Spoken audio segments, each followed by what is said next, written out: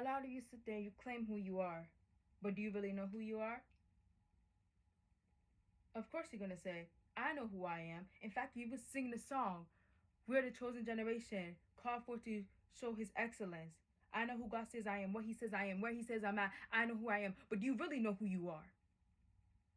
Because all the devil has to do is flinch at you. And you're running. You're around the corner and you're bolting. Some of you are running to the fact that I would think that you are Usain Bolt. That's how fast you're running. But you claim you know who you are. You attend church every Sunday. You go to every Bible study, every Sunday service, every single one, not missing a step, but yet you don't know who you are. Make it make sense. A lot of you, you're sitting there, you're being named after people of the Bible, but you don't even know their stories. If you're named after someone in the Bible, you should learn their story. You should know the story like the back of your hand. Some of you are named Malachi, Mark, Matthew, Peter, Ruth, Jeremiah, Joshua, Samuel, Solomon,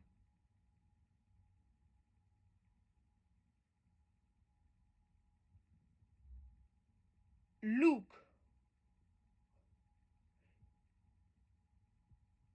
But you don't know Ezekiel,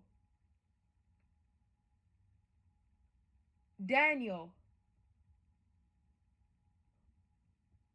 But you don't know who you are. You know the stories, but do you know the stories?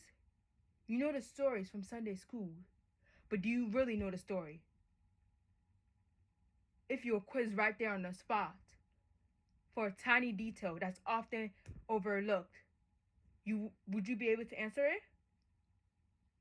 Would you be able to tell me that? Would you be able to tell yourself that, let alone me?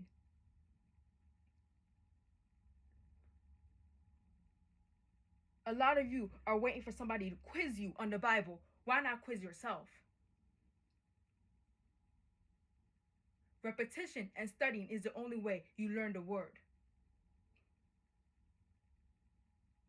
A lot of you, the only words in the Bible you know is Jesus wept.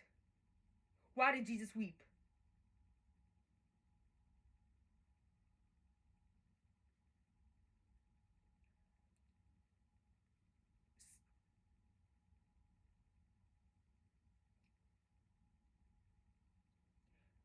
Because to me, if it was according to some of you, Jesus would be weeping because of you. Because you don't know his word. Because he provided you with a Bible. He provided you with people's life stories. He provided you with lessons. Not only of his miracles, his glory, his Father's glory. And every people who has made mistakes, the people of the past, so that you don't have to tremble, you don't have to fret. But here you are, you're fretting, you're in fear. You're struggling when there's no need to be struggling, when you don't need to struggle.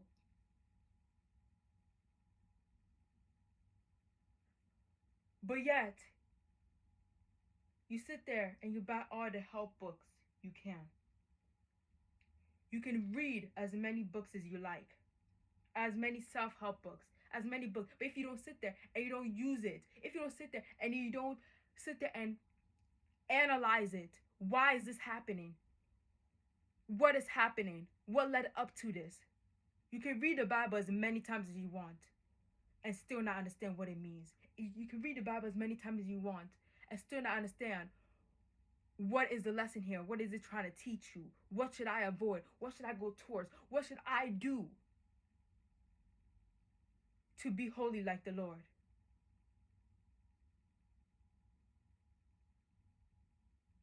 A lot of you claim you're holy, but are you really holy? a lot of you claim you're not sinners. But are you really not sinners?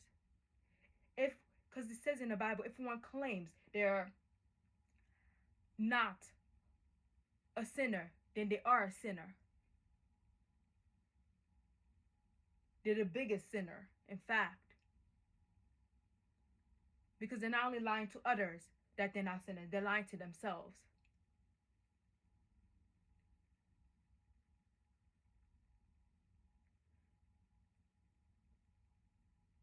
So what I'm saying is learn who these people in the Bible. I'm not just saying go and learn the people whose name you're connected to. No, learn about those people. Learn what led up to it.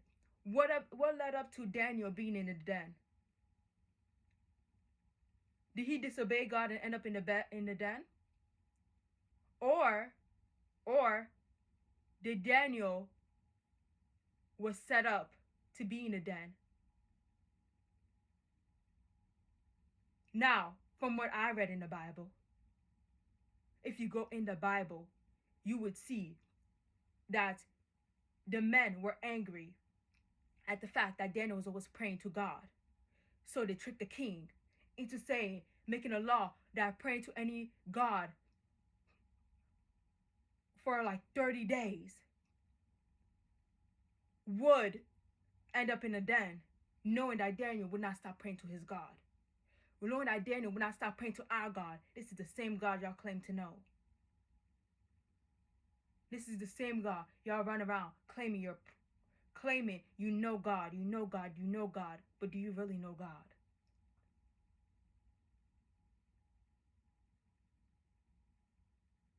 For there's a lot of lukewarm Christians claiming to be upright citizens in Christianity, claiming to be the blueprint for Christianity, when in fact, they're the one not to be in Christianity. And for you to go around and say you're the blueprint for Christianity, you're the blueprint of arrogance. Someone who is a Christian will not go around saying they're a Christian in a boastful and egotistical way to make others feel less than. Go around and say you're a Christian, but not to say I'm a better Christian than you. I go to every Bible study. I do this. I do that. Because if you have to brag, are you really doing it for the Lord? If you have to show, are you really doing it for the Lord?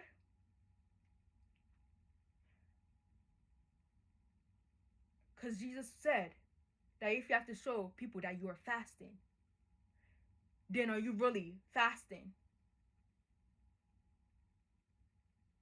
You can sit there, you can fast, you can be of the Lord, but not go and boast to people, not go and put on a show. Who are you putting on a show for?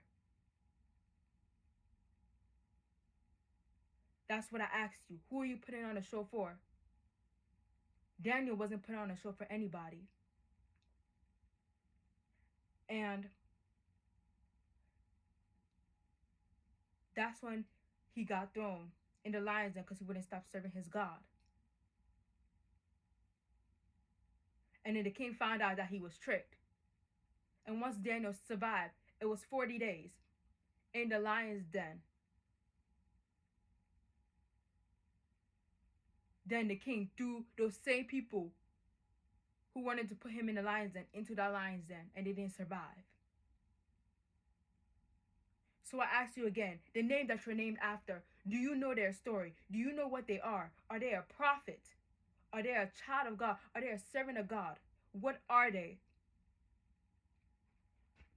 Most of you, if I ask you, what is Malachi in the Bible? Most of you don't even know that Malachi existed, that Malachi even exists. Malachi was a prophet.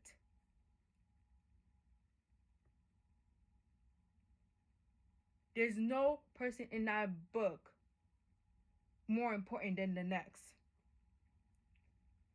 Because the Bible is a story. In order to understand the future of the story, In order to understand the ending of the story, you have to understand the beginning of the story. You can't pick and choose which verses to follow. You can't pick and choose which commandments to follow. You can't pick and choose what you want to learn. Because in the end, you won't learn a thing.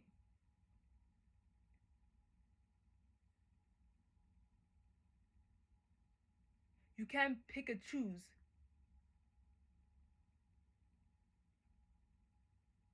who you want to be.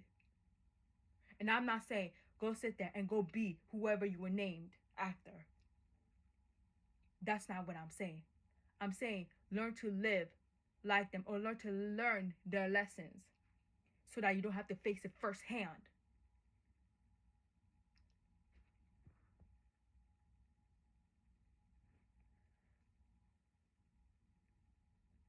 Some of you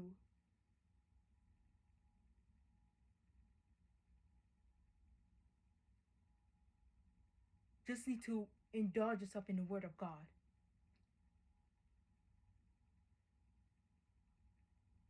He wants to know you, but yet you seem to be hiding. He wants to, you're hiding like your Adam, once they figured out they were naked. Adam and Eve, once they figured out they were naked. Because you let the world convince you of these things. And you believe these things. And now, in shame, you're hiding. Not knowing that God wouldn't judge you. God didn't judge Adam and Eve. Because he knew he made them naked. And when they realized they were naked, he still didn't judge them. When he sat there and he gave the punishment, it's often said what the punishment was of Adam and Eve. But you often don't hear what the punishment of the serpent was. You want to know what the punishment of the serpent was? You can read the Bible. But for some of you who just need to know, the punishment of the serpent was that it would crawl on its belly for the rest of its life. That was a punishment. See, because when serpents were made, they were made like alligators and crocodiles, like other reptilians, being able to walk on all fours. But after Satan did what Satan did, and he came to them as a serpent, as a cold-blooded creature, you think he chose to come to them as a cold-blooded creature? He was just showing his true colors. Serpents are sly. Serpents are evil. When you see a serpent, you wonder if it's venomous or not? You run. There's an evil connotation with serpents. Serpents are cold-blooded. They care for nobody. Why else do you think Satan came to Adam and Eve as a serpent? He showed his true colors to them, unbeknownst to them. But yet, all their attention seems to be on Adam and Eve, but never on Satan. Every single time that Satan tries something, does something in the Bible, it's always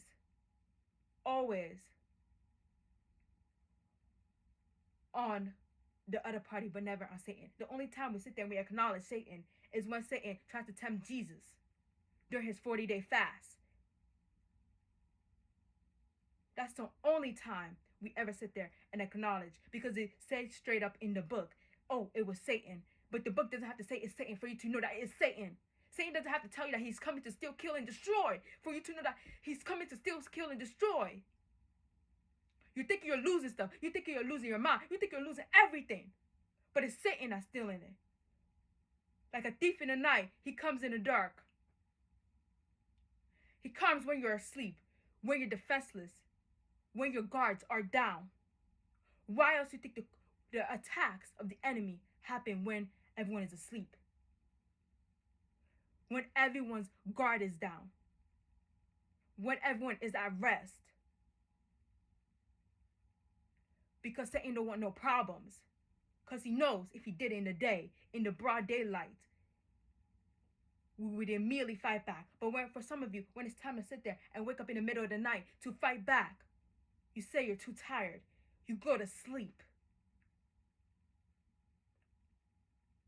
Meanwhile, you're waking up for a very reason. The Lord is waking you up, telling you, you need to start praying.